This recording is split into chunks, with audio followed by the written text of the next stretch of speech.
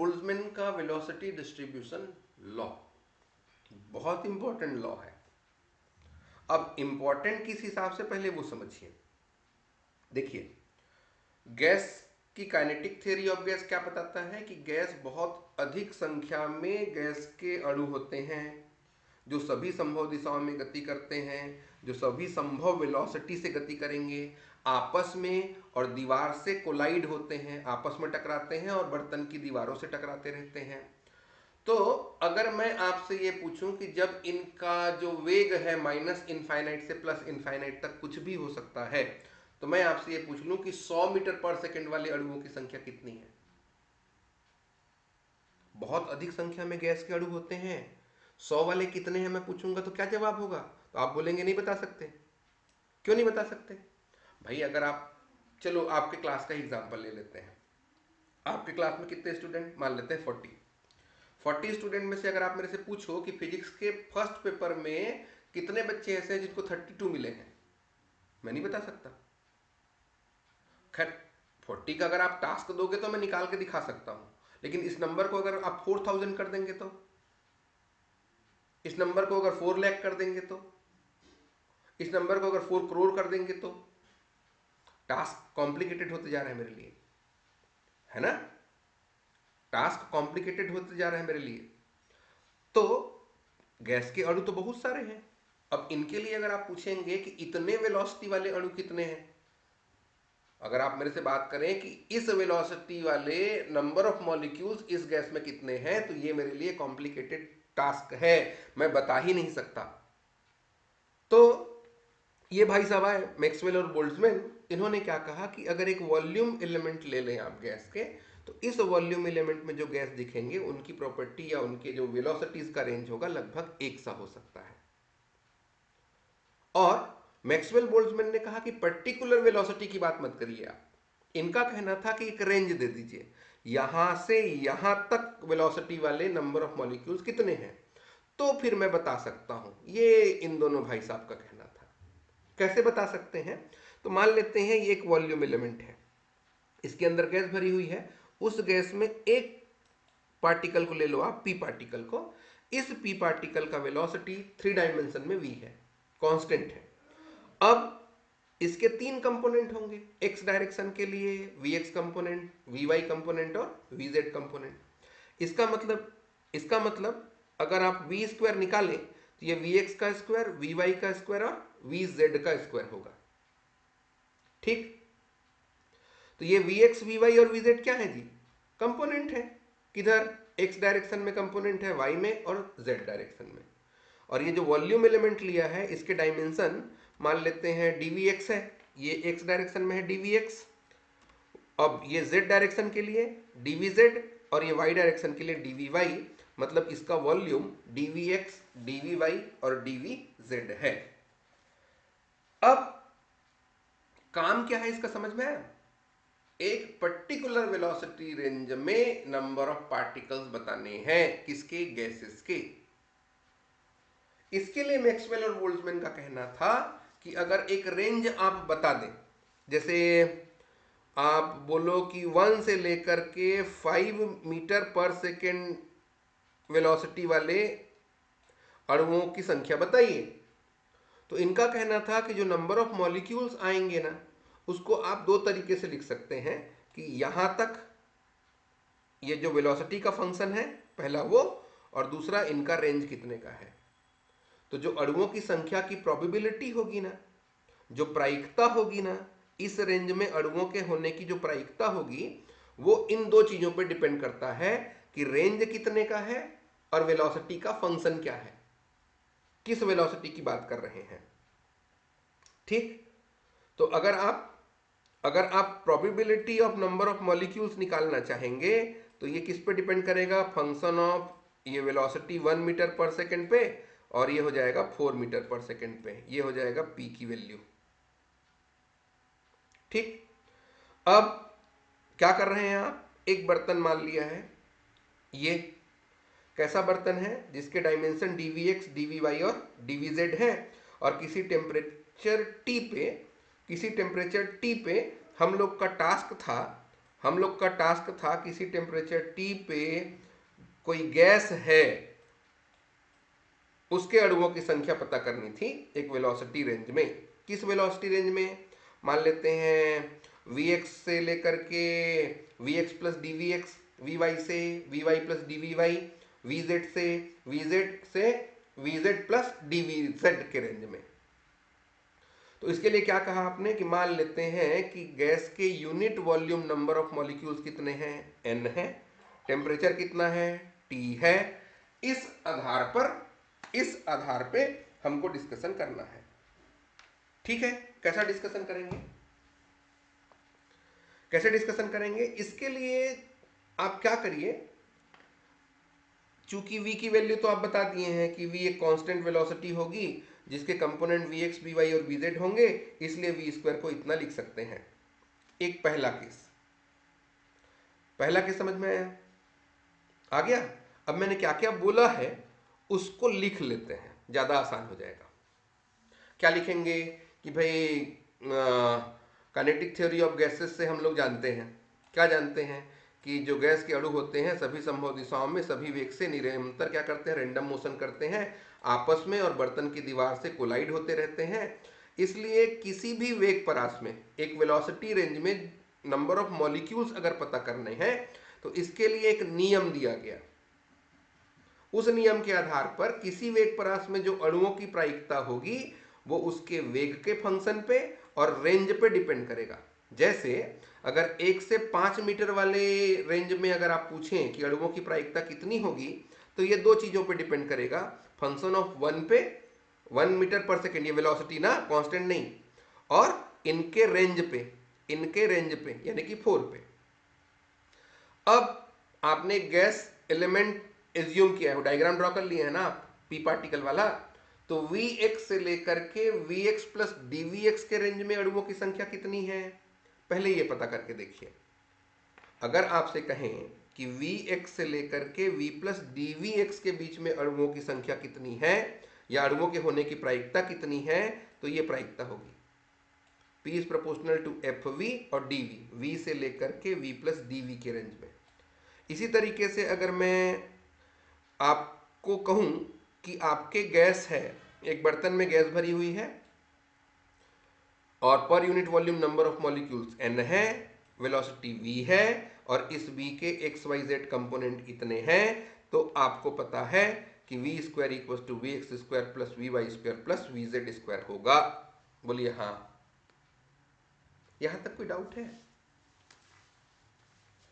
पहला क्वेश्चन पूछूं, Maxwell Boltzmann velocity distribution law important क्यों है? क्योंकि परीक्षा में आता है? नहीं भैया, बहुत सारे अणु हैं जिन आपस में टकराते हैं, बर्तन की दीवार से टकराते हैं, रेंज माइनस इनफाइनाइट से प्लस इनफाइनाइट होता है, तो किसी पर्टिकुलर रेंज में अणुओं की संख्या बता सकता है ये, इसलिए इंपॉर्टेंट है। ठीक, कैसे बताएगा? तो कहते हैं किसी भी रेंज में अगर V से V प्लस डी के रेंज में अणुओं की संख्या पता करनी है तो जो नंबर ऑफ मॉलिक्यूल्स होने की प्रोबेबिलिटी है वो FV और DV पे डिपेंड करता है। अब किसी केस में या किसी अणु के लिए अगर वेलोसिटी v ले लेते हैं आप, किसी एक के लिए, p के लिए, p पार्टिकल के लिए अगर लेते हैं तो उसके लिए वेलोसिटी का ये फॉर्मूला है। बोलिए ये वाला चीज समझ में आ गया, नोट भी कर लिया। अब अगर आप आगे चलते हैं, अब आगे का टास्क क्या है, एक रेंज मानते हैं। अभी तो बात की है ना, चलिए रेंज मानते हैं। एक रेंज है हमारे पास, कहां से कहां तक, Vx से लेकर के Vx प्लस dVx के बीच अणुओं की संख्या मान लेते हैं dnx है। dnx मतलब ये प्रायिकता की बात कर रहे हैं, तो ये जो dnx रेंज है वो कितने हैं, इस रेंज में होने वाले अणुओं की संख्या।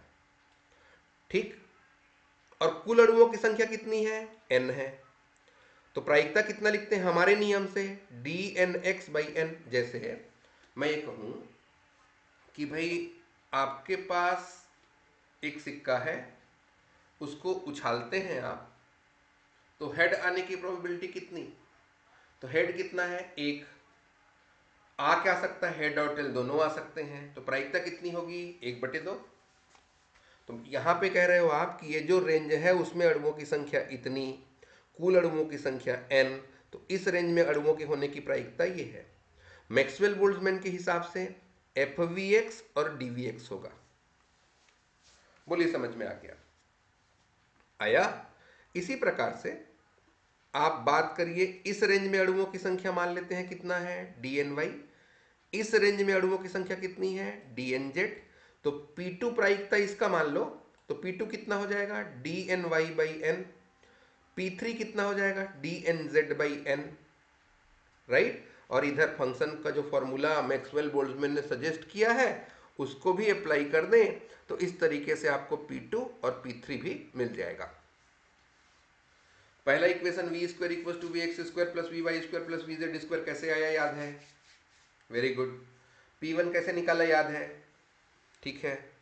और P2 P3 तो फिर निकल ही गया। अब हम लोग बात कर रहे हैं इन तीनों रेंज में अणुओं की संख्या कितनी होगी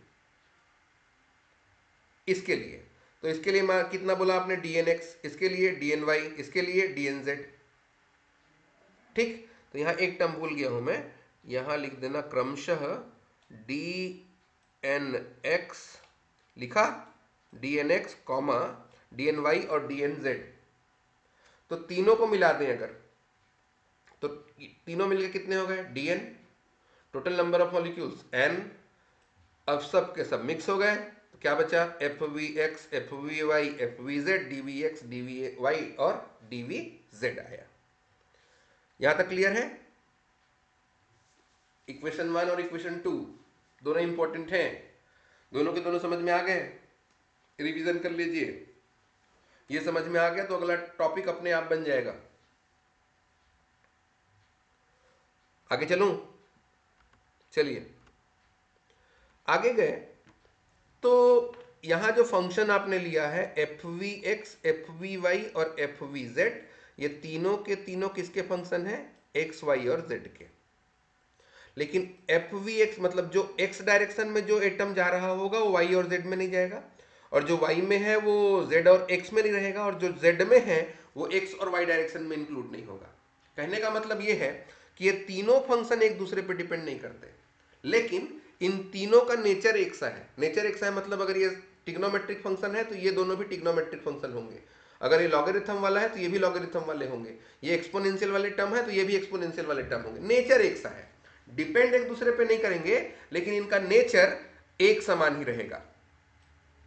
इसलिए इसलिए इन तीनों का जो प्रोडक्ट होगा वो कांस्टेंट होगा। एक्स डायरेक्शन में 2, वाई डायरेक्शन में 3 और इधर जेड डायरेक्शन के लिए 2।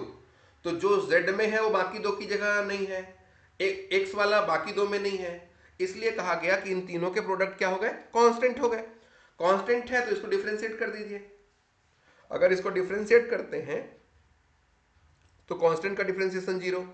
चलिए डिफरेंशिएशन में पहले इसका डिफरेंशिएशन करेंगे, तो इसको मैं डैश लिख दूंगा ना, मतलब FVX DFVX बाई DX लिखने की बजाय इसको मैं लिख देता हूं, इसको मैं क्या लिख देता हूं, F डैश।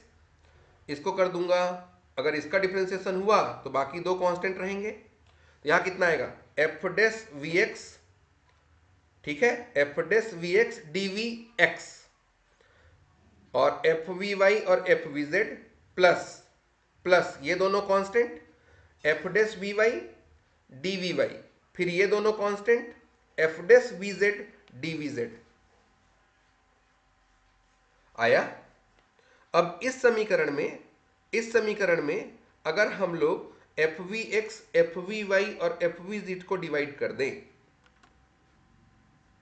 इस समीकरण के दोनों पक्षों में अगर इसको डिवाइड कर दिया जाए तो क्या बनेगा, देखिए FVY और FVY और Z कैंसिल हुआ, वैसी X वाला कैंसिल हुआ, वैसी X और Y वाले कैंसिल हो गए, तो आपके पास ये इक्वेशन बन गया, F dash VX FVX DVX, F dash VY FVY DVY, F dash VZ FVZ by DVZ।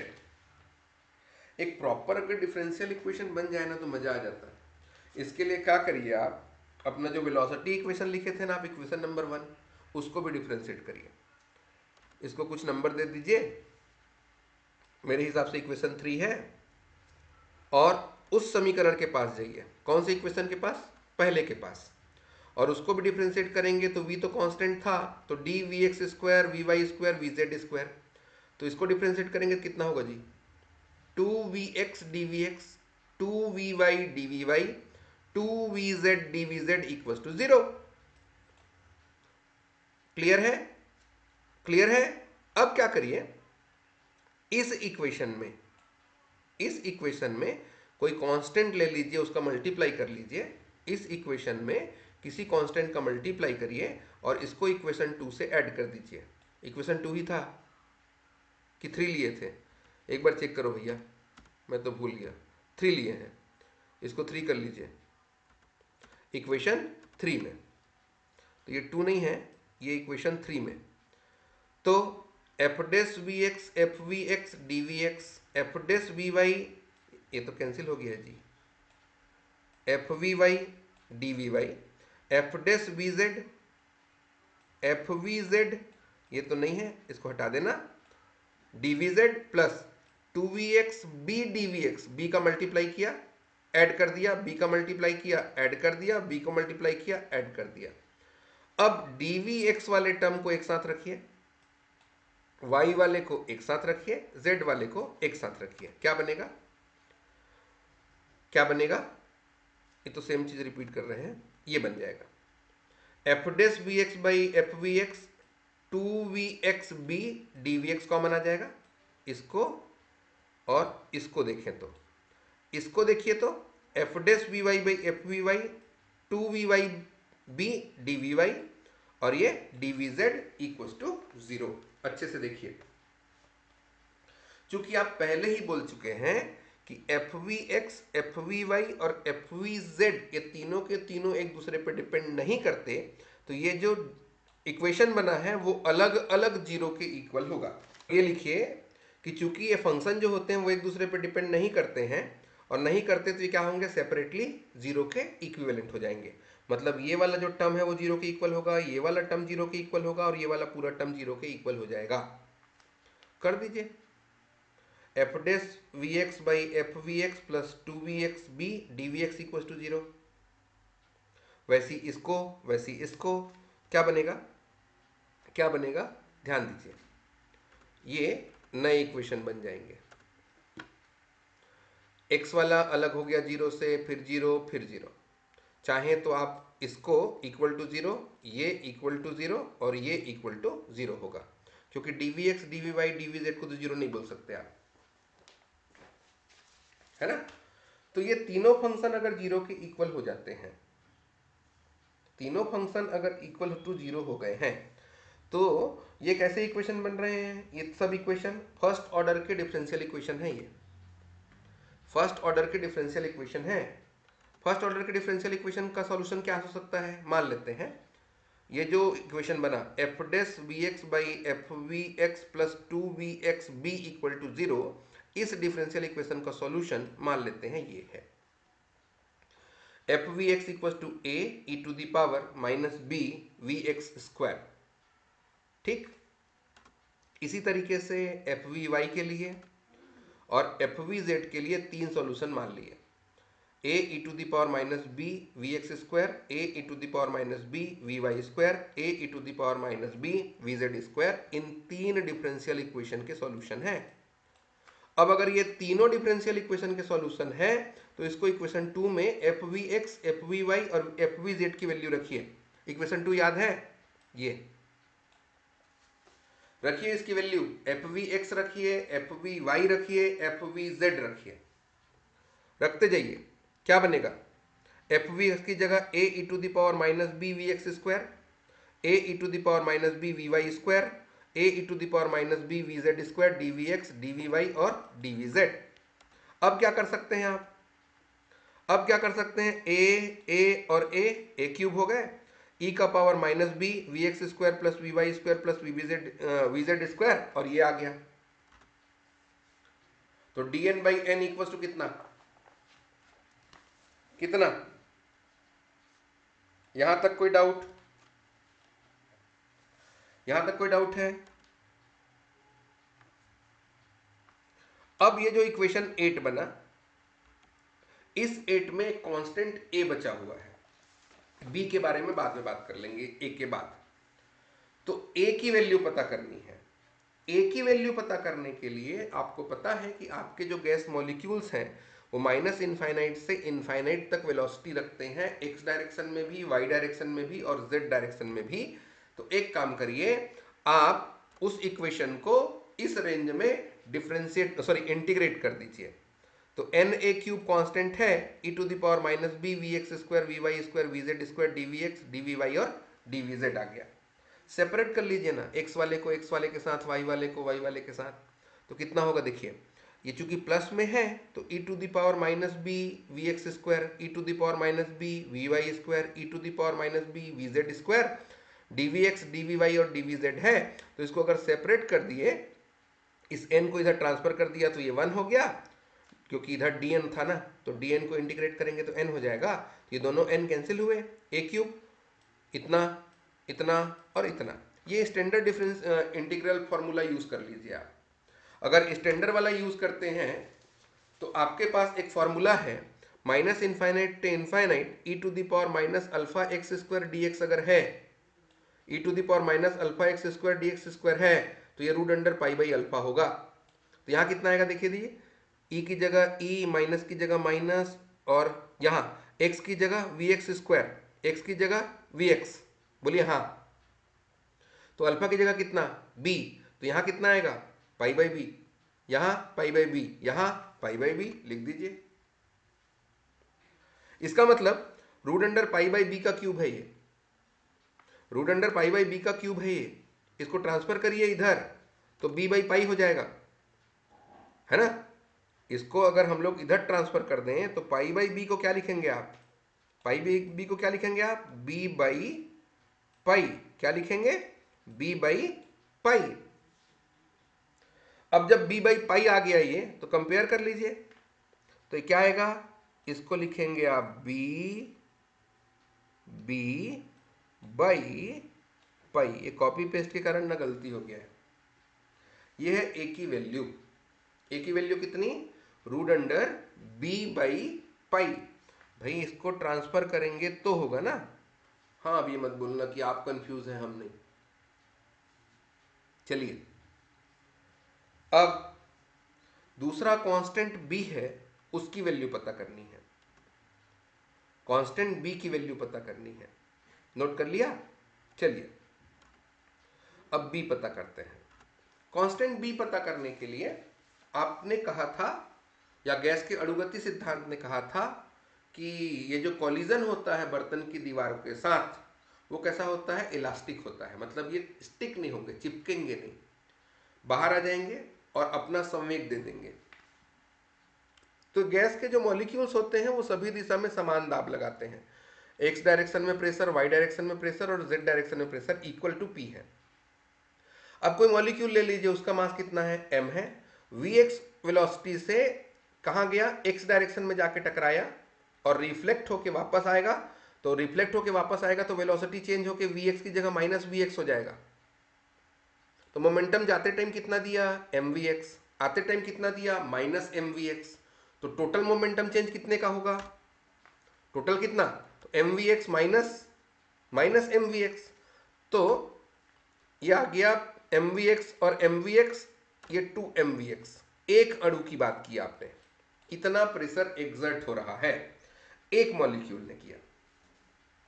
अब per unit volume number of molecules कितने हैं, per unit volume number of molecules कितने हैं उसको लिखिए। एक्स डायरेक्शन में जाने वाले मॉलिक्यूल्स कितने हैं, तो एक्स वाले को तो आपने एनवीएक्स कहा था, एनवीएक्स है। कितनी दूर चलेगा, अगर ये बर्तन ले लें, ये बर्तन है, यहाँ सेंटर से अगर बात की जाए तो यहाँ से यहाँ तक कितना होगा, एक सेकेंड के लिए वी एक्स बाई 2 हो जाएगा। अणु कितने हैं, एन वी एक्स, तो कितने अणु टकराएंगे, तो एन वी एक्स और वी एक्स बाई 2, सेंटर से लेकर के यहाँ तक गया फिर टकरा के वापस आएगा ना, तब की स्थिति में।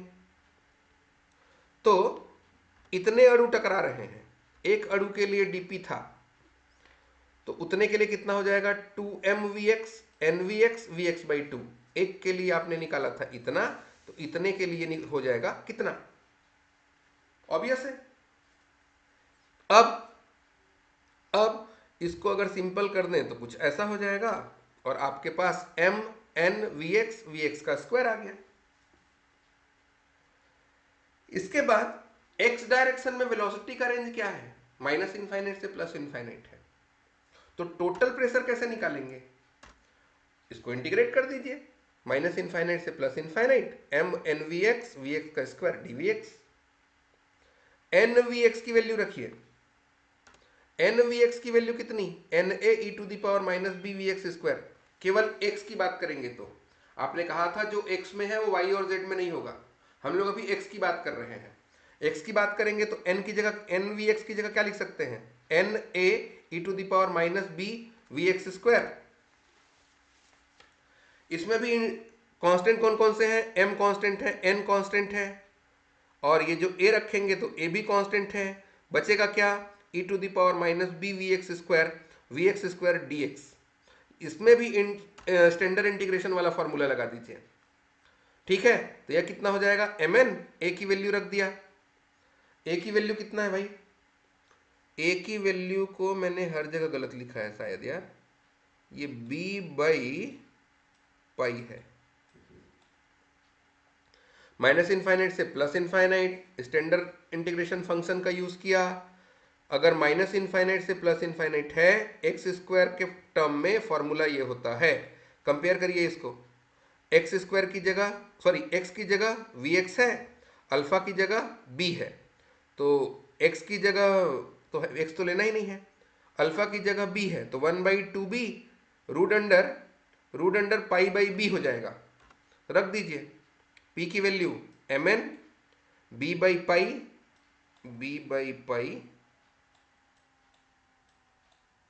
ऐसा 1/2b रूट अंडर पाई/b। क्या बचेगा, ये वाला पाई/b और ये b/पाई कैंसिल हो जाएगा, mn/2b बचेगा। बोलिए ठीक है, mn/2b बचा, p की वैल्यू mn/2b है। अब आइडियल गैस इक्वेशन से अगर बात करें, आइडियल गैस इक्वेशन से बात करते हैं पर यूनिट वॉल्यूम के लिए, तो आपके पास क्या बचेगा, आपके पास आएगा P equals to N K T, R की जगह N K T, P equals to N K T. तो इस वैल्यू को अगर लें और आपने जो कैलकुलेट किया है उसको ले लेते हैं, एन क्या है, एकांक आयतन में अणुओं की संख्या थी, तो इन दोनों एक प्रेशर को अगर ले लें, आपने जो कैलकुलेट किया और एक्चुअल में जो होता है, तो आपको क्या मिलेगा, N K T equals to mn/2b। N और एन कैंसिल हुआ, एन और एन कैंसिल हुआ, m/2 के टी, तो b की वैल्यू m/2 के टी।